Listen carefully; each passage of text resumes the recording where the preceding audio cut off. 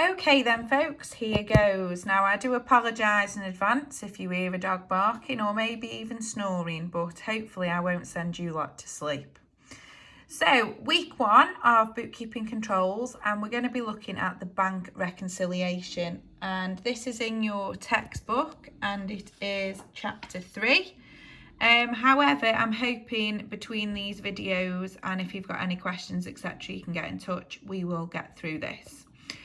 So the bank reconciliation, so some of you might do this at work already, but there is a specific way that AAT like you to do it for the exam. So the first thing is, well, what actually is a bank reconciliation and why are we actually doing this? So what we're doing within this process is comparing the cash book that you filled in your previous unit to the actual bank statement. So just going to your textbook here, as you can see, that's 2 core documents. So you've got a cash book there, which you guys can obviously fill in. You've already done that. And a bank statement.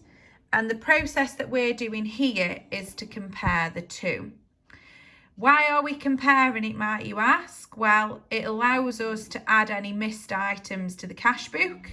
So for example, if we've had bank charges or bank interest, or maybe we've missed a payment coming in if it's coming electronically, for example, or maybe even we've banked a cheque and then it's bounced and the bank has sent it back. So we need to have a look at that as well.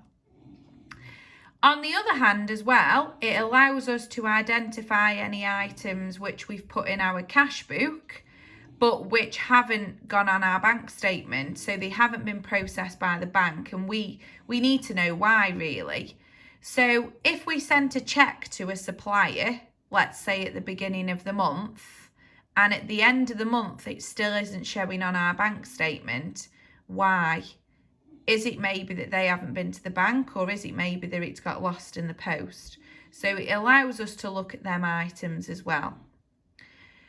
The other thing that it allows us to do is it gives us a chance to spot any errors or any fraud. Now this could be that instead of writing £2,222, somebody's wrote £2,200 in the cash book. So it gives us a chance to spot any errors. Okay, so hopefully that's clear why we're actually doing this process. Now, before we actually move on to doing this process, I just want to make something very clear, which is on the next slide. When you see your bank statement, you need to remember that this is written from the bank's point of view, not an accountant's point of view. So, just going to my paper here, it's quite hard to write when your phone's in the way.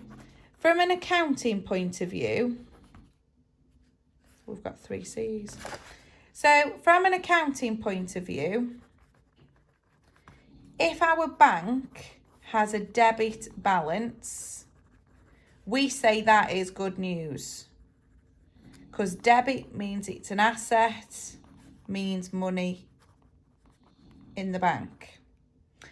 If from an accounting point of view, our bank has a credit balance, that means the bank is a liability, which must mean we're in overdraft, which is bad news.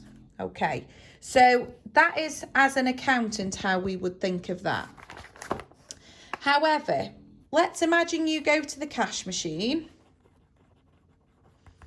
and it says that you are £100 in credit. Okay, so your non-accounting brain would say, good news, I have £100. Okay, and that is correct because the bank statement is written from the bank's point of view. So if you have £100 in your bank account, that is good news. If you have got £100 in your bank account, that means that the bank technically owe you £100.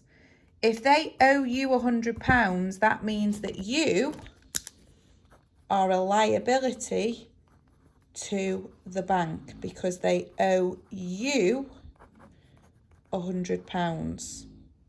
So your accounting brain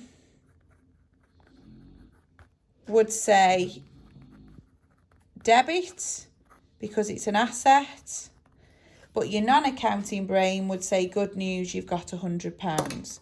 So I just want to make that clear that the bank statement is the opposite to your accounting brain. So for example, in this one here in the book, this says that they've got £1,061.50 credit.